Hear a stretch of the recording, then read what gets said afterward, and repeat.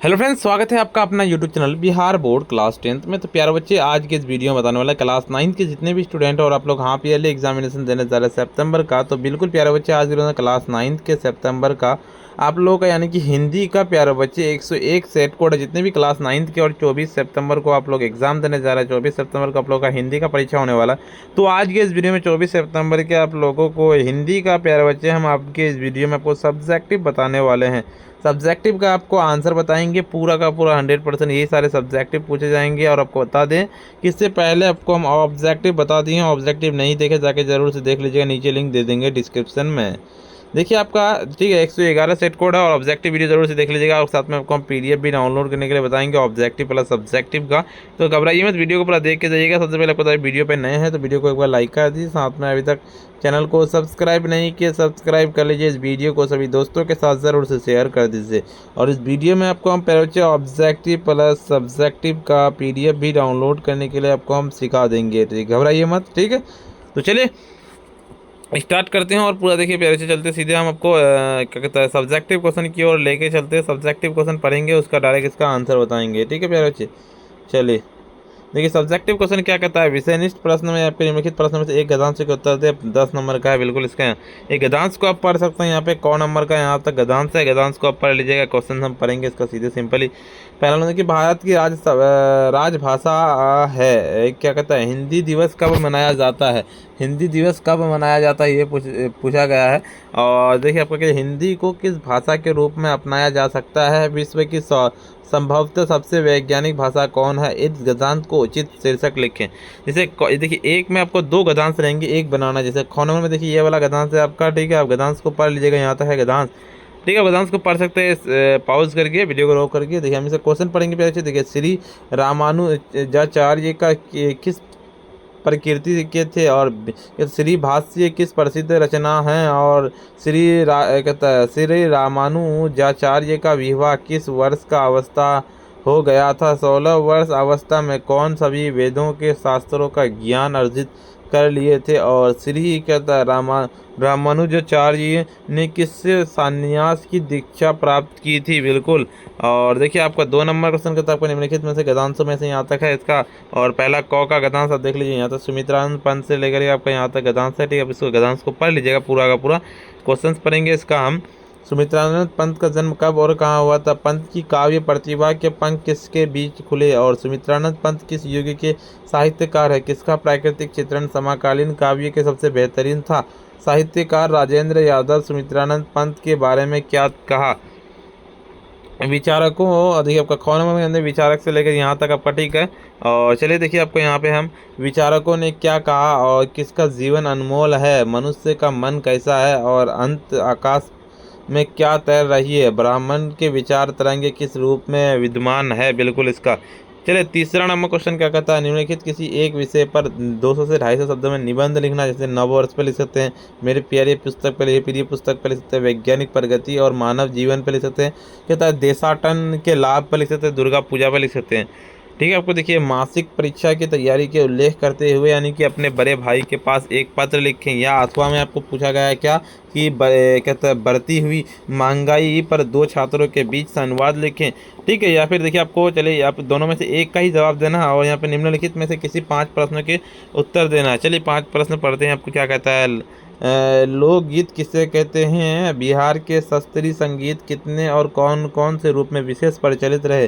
भारतीय नृत्य कला मंदिर कहाँ है, उसकी स्थापना किसने की थी। निम्मों की मौत पर शीर्षक कविता के माध्यम से कवि ने समाज के किस वर्ग के प्रति अपनी कहता है सहानुभूति प्रकट की थी। और क्या कहता है आपका कि समुद्र शीर्षक कविता के अनुसार कि मनुष्य की समुद्री की प्रकृति में क्या कहता अंतर है। मेरा ईश्वर मुझसे नाराज है, ये कवि किसका ऐसा क्यों कहता है। आ रही रवि की सवारी शीर्षक कविता में कहता है चित्रित सवारी का वर्णन करे। आपका अष्टवक्र कहता विमूर सा क्यों बैठा रहा है, बिल्कुल इसका। और देखिए आपका बिरजू की माँ को लाल पान की बेगम क्यों कहा जाता है। कहता है ग्राम गीत के मेरुदंड क्या है? निम्नलिखित प्रश्नों में से एक प्रश्न का उत्तर देना। 5 नंबर का देखिए, निबंध लेखन का कल्पना करें या महत्व। निम्नलिखित में से पंक्तियों का प्रसंग व्याख्या करें। ये पंक्ति है पूरा का पूरा। चलिए इसका सीधे आपको हम आंसर बताते हैं। आंसर बताने से पहले वीडियो को लाइक नहीं की ना, वीडियो को लाइक कर दीजिए, साथ में चैनल को सब्सक्राइब नहीं किया सब्सक्राइब कर लीजिए, इस वीडियो को शेयर कर दीजिए सभी दोस्तों के साथ में देखिए आपको हम PDF भी डाउनलोड करने के लिए बताएंगे। पहले आपको आंसर बता देते हैं। देखिए ऑब्जेक्टिव वीडियो नहीं देखे जरूर से देख लीजिएगा, नीचे डिस्क्रिप्शन में हम लिंक दे देंगे। चलिए सीधे इसका देखिए सब्जेक्टिव पहला नंबर क्वेश्चन कहता है कि ये वाला था ना गद्यांश वाला, भारत की राज्य भाषा कौन है? हिंदी संवैधानिक रूप से भारत की राज्य भाषा है। हिंदी दिवस कब मनाया जाता है? भारत के हर एक वर्ष 14 सितंबर को हिंदी दिवस मनाया जाता है। बिल्कुल ठीक है। आपका कहता है हिंदी को किस भाषा के रूप में अपनाया जा सकता है? बिल्कुल, भारतीय भाषाओं में केवल हिंदी ही एक ऐसी भाषा है जिससे राष्ट्रीय भाषा के रूप में अपनाया जा सकता है, क्योंकि ये भाषा कहता अधिकतर भारतीय द्वारा बोली और समझी जाती है। बिल्कुल, विश्व की संभवतः सबसे वैज्ञानिक भाषा कौन है? बहुत सरल, सहज और सुगम भाषा होने के साथ साथ हिंदी विश्व की संभवतः सबसे वैज्ञानिक भाषा है, जिस दुनिया भर में समझने, बोलने और चाहने वाले को लोग बहुत बड़ी संख्या में मौजूद है। बिल्कुल देखिए, इस गद्यांश को उचित शीर्षक दे। हिंदी विश्व की तीसरी सबसे ज़्यादा बोली जाने वाली भाषा है। बिल्कुल इसका ठीक है। उन्होंने सुमित्रानंद पंत का जन्म कब और कहाँ हुआ था? सुमित्रानंद पंत का जन्म 20 मई 1900 ईस्वी में हुआ था। और वर्तमान उत्तराखंड राज्य में कौन सा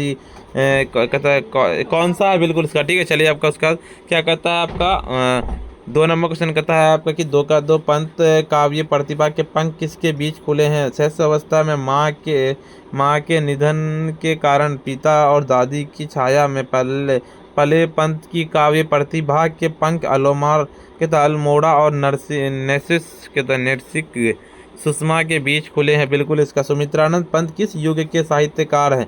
सुमित्रानंद पंत हिंदी साहित्य के छायावादी युग के 4 प्रमुख स्तंभों में से एक। छायावादी युग को जयशंकर प्रसाद, महादेवी वर्मा, सूर्यकांत त्रिपाठी निराला एवं सुमित्रानंद पंत का युग भी कहा जाता है। बिल्कुल इसका देखिए दूसरा नंबर का चौथा नंबर, किसका प्रकृति चित्रण समकालीन काव्य में सबसे बेहतरीन था? सुमित्रानंद पंत ऐसा साहित्यकारों में गिने जाते हैं जिनका प्रकृति चित्रण समकालीन काव्यों में सबसे बेहतरीन था। बिल्कुल साहित्यकार राजेंद्र यादव के सुमित्रानंद पंत के बारे में क्या था? साहित्यकार ने राजेंद्र यादव के सुमित्रानंद पंत के बारे में ठीक है आपका चलिए सुमित्रानंद पंत के बारे में इसका बताते हैं। और सुमित्रानंद पंत के बारे में कहा था कि पंत अंग्रेजी रोमानी काव्य जैसी कहता वेशभूषा रहकर प्राकृतिक केंद्र साहित्य लिखते थे। बिल्कुल इसका तीसरा नंबर दुर्गा पूजा पहले नवरात्रि, जिसे अक्सर कहता दुर्गा पूजा के रूप में मनाया जाता है, भारत के सबसे उज्जवल और प्रसिद्ध पर्वों में से एक है। कहा था हालांकि ये पूरे देश में मनाया जाता है, लेकिन बांग्लादेशियों ने इसके प्रति एक अनोखा लगाव। इस कहता है दिवसीय उत्सव में माँ देवी दुर्गा का सम्मान किया जाता है, जो बुराई पर अच्छाई की जीत का प्रतीक है। पूजा की शुरुआत होती है महिलाएं से। इस दिन देवी को पृथ्वी का लाने के लिए प्रार्थना की जाती है। महापष्टी पूजा के 6ठे दिन के देवी दुर्गा की अद्भुत नक्काशीदार मूर्तियों का पंडालों में अनावरण किया जाता है और दुर्गा देवी की शक्ति का सुंदरता का प्रतिनिधित्व करने के लिए मूर्तियों कला और आध्यात्मिकता का अद्भुत मिश्रण है। कार्यक्रम के दौरान सामाजिक, आर्थिक और धार्मिक बाधाओं को दूर करते हुए सभी व्यवसायों को स्थितियों के साथ लोग इकट्ठा होते हैं। सड़कों को चमकदार रोशनी सजाया जाता है और साथ ही हर जगह सांस्कृतिक प्रदर्शन भी होते हैं। पारंपरिक संगीत, नृत्य और नाटक उत्सव का माहौल सभी को भावी विभोर कर देती है। बिल्कुल ठीक है। चलिए पूरा का पूरा आपको इतना ही लिखना, आपको आगे लिख सकते इतना लिख सकना चाहते हैं तो चौथा नंबर क्वेश्चन कहता है कि बढ़ती महंगाई पर 2 छात्रों के बीच संवाद। बढ़ती महंगाई पर 2 छात्रों के बीच संवाद इस तरह का। छात्र 1, अरे ये क्या हाल चाल है? छात्र 2, महंगाई ने जीना मुश्किल कर दिया है। छात्र 1, हाँ बिल्कुल सही कह रहे हो। छात्र 2, सिर्फ खाने पीने की चीज़ें ही नहीं बल्कि स्कूल की फीस, बिजली के बिल भी बढ़ गए हैं। छात्र 1, सही कह रहे हो। छात्र 2, सैलरी बढ़ती नहीं है, लेकिन महंगाई की वजह से रोजगारी का मानसिक दबाव बढ़ रहा है। बिल्कुल इसका छात्र 1, सही कह रहे हो कि ये मानसिक दबाव काफ़ी समस्या पैदा कर रहा है। छात्र 2 कह रहा है कि सरकार को इस मुद्दे पर गंभीरता से ध्यान देना चाहिए। छात्र 1 कह रहा है हाँ हमें अपनी आवाज़ बुलंद करनी चाहिए। छात्र 2, बिल्कुल सही कह रहे हो मित्र, हमें संगठित होकर क्या कहता है, मिलकर एकजुट होना चाहिए। बिल्कुल। 5 नंबर क्वेश्चन क्या कहता है आपका, लोकगीत किसे कहते हैं? हम लोग द्वारा रचे गए वे गीत जिन्हें पूरा लोक समाज अपनाता है। बिल्कुल। देखिए, बिहार में शास्त्रीकरण संगीत कितने और कौन कौन से रूप में विशेष प्रचलित है? बिहार में शास्त्रीय संगीत ध्रुपद, ठुमरी, दादरा, कजरी, चैती, धमार जैसी रूप में विशेष रूप से प्रचलित रहे हैं। बिहार के पखावज और सरोद वादन की परंपरा रही है। बिल्कुल इसका। देखिए, बिहार के शास्त्रीय संगीत कितने हैं, कौन कौन से रूप में विशेष प्रचलित रहे हैं? बिल्कुल, ये देखिए, ये तो आपको बता दिए। देखिए, आपका क्या तो समुद्र शीर्षक कविता के अनुसार मनुष्य और समुद्र के प्रकृति का अंतर है। समुद्र की प्रकृति अपनी समस्या संपादनों को लूटने की, वह मनुष्य की प्रकृति हमेशा समुद्र से कुछ लेते रहने की है। बिल्कुल। देखिए, अगले होता है कि मेरा ईश्वर मुझसे नाराज है, कवि ऐसा क्यों कहता है? कहता मानवता अत्याचारों और दुखों को देखकर उन्हें लगता है कि ईश्वर को मानव समाज की क्रूरता और न्यायहीनता का अनुभव हो रहा है। बिल्कुल। चलिए, आपका ग्राम गीत के मेरुदंड क्या है? ग्राम गीत के मेरुदंड कहता है, ग्राम गीतों के मेरुदंड दरिद्रता के भाव को संपत्ति और श्लीलता बनाते हुए वर्णन करते। इस तरह के वर्णन काला गीत और महत्व नहीं होता। बिल्कुल। 6 नंबर का आपको ए नंबर के निबंध लेखन कल्पना का क्या महत्व है? किसी भी चीज़ को सुंदर और सुरुचिपूर्ण बनाने के लिए कल्पना का बहुत महत्व होता है। कल्पना के द्वारा किसी विषय के विभिन्न पक्षों जानकर उसे अपने रूप में प्रदर्शित की जा सकती है, जिसे हर कई चाव पड़ सकता है। इसीलिए निबंध लेखन के कल्पना का बड़ा महत्व है। बिल्कुल। चलिए, आपको बताने से पहले वीडियो को लाइक नहीं करें, वीडियो को लाइक कर दीजिए, साथ में चैनल को सब्सक्राइब कर लीजिए और इस वीडियो को सभी दोस्तों के साथ ज़रूर से एक बार शेयर कर दीजिए। चलिए, आपको हम पीडीएफ को डाउनलोड करने के लिए बताते हैं। पीडीएफ डाउनलोड करने से पहले अभी तक अगर आप ऑब्जेक्टिव वीडियो नहीं देखे, जरूर से आकर देख लीजिए, नीचे डिस्क्रिप्शन में लिंक दे देंगे।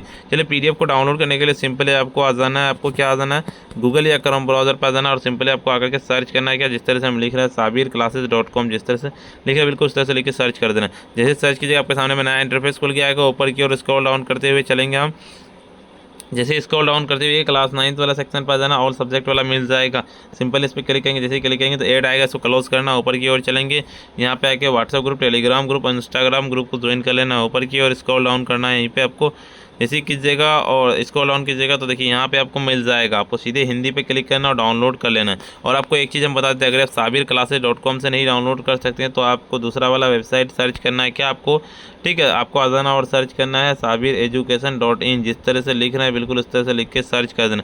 जैसे सर्च कीजिएगा, आपके सामने में नया इंटरफेस खुल के आएगा। ऊपर की ओर स्क्रॉल डाउन करते हुए चलना, क्लास 9 वाला सैम्पल सेक्शन इसमें मिल जाएगा। बिल्कुल सेम इसमें प्रोसेस है, इस पर क्लिक करेंगे, जैसे ही इस पर क्लिक करेंगे नया इंटरफेस खुल के आएगा। ऊपर की ओर स्क्रॉल डाउन करते हुए चलेंगे और देखिए यहाँ पे स्क्रॉल डाउन करते हुए आना, हिंदी मिल जाएगा और सब्जेक्ट वाला हिंदी पे क्लिक करेंगे। जैसे हिंदी पे क्लिक करेंगे नया इंटरफेस खुल के आएगा।